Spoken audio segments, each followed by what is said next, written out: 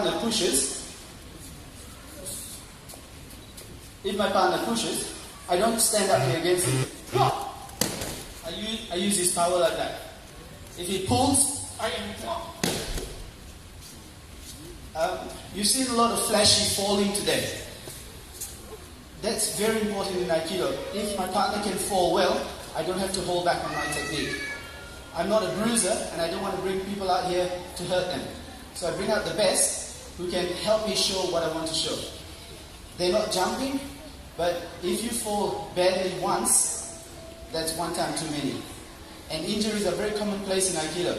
So the falling is actually a method of survival.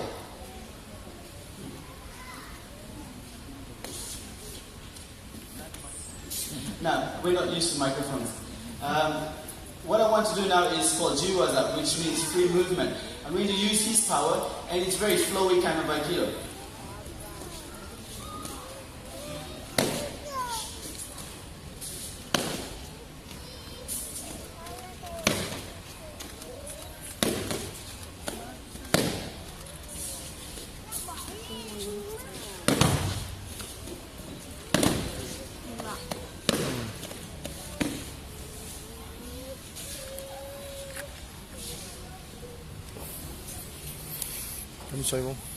All this is no good without the basics in Aikido. Basic starts with the stance like this. It's called kamai. If his kamai is no good, as I push him, he goes back. So if his kamai is good, he can withstand the push, he can withstand the pull. And then he can start with these techniques. If his kamai is no good, if his balance and posture is no good, he has no power, no speed, nothing. No mobility, no speed, no power. And without that, Aikido is dead.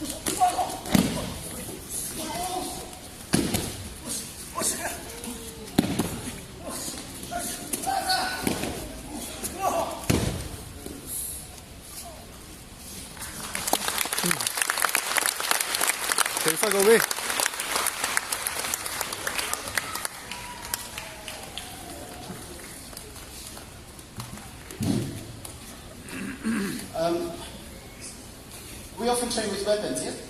And the knife, everyone says no one attacks with a knife like this, and that's true.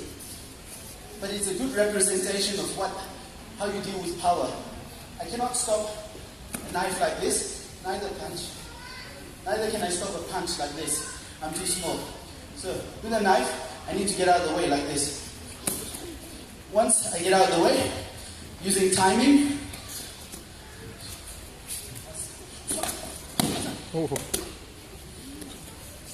and then we can do, once you get that sort of timing, you can do other things.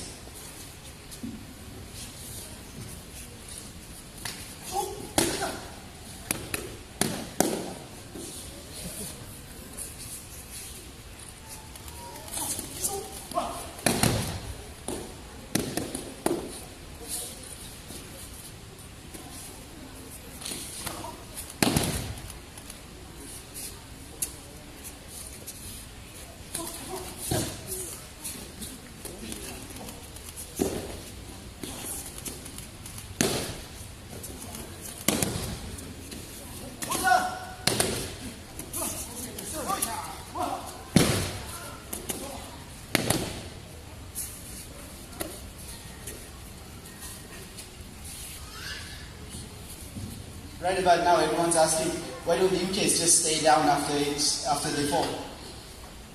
In Jiwaza, it's a way of practicing speed, building your stamina. You can tell I'm not very fit because I'm panting. But it helps you with a lot of things. Most martial arts are based on controlling the distance between your attacker and yourself. With this kind of attack, you're mastering spatial awareness. So if you have this,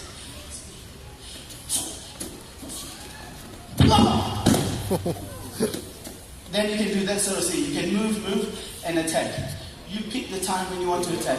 You pick the time when you want to counter-attack. Get in the joke. This is called a joke, and you saw Sensei Christopher and Sensei Gerard Winston and Novin practice Musuri Jodo. I studied it when I was a little kid for very little time. When I have a weapon, and Aikido is based a lot on this. My danger here is he's grabbing it. If he doesn't grab it, I'm free to strike, I'm free to hit him. But once he grabs it, it becomes a tussle. So in Aikido, I have to learn how to get rid of him and maintain my weapon. In law enforcement, it's called weapon retention. To do this, I need to use leverage. I can't move that side of the jaw, but I don't try. Instead, I move this side. I move this side. You might want to move now. So, not using that end, but this end.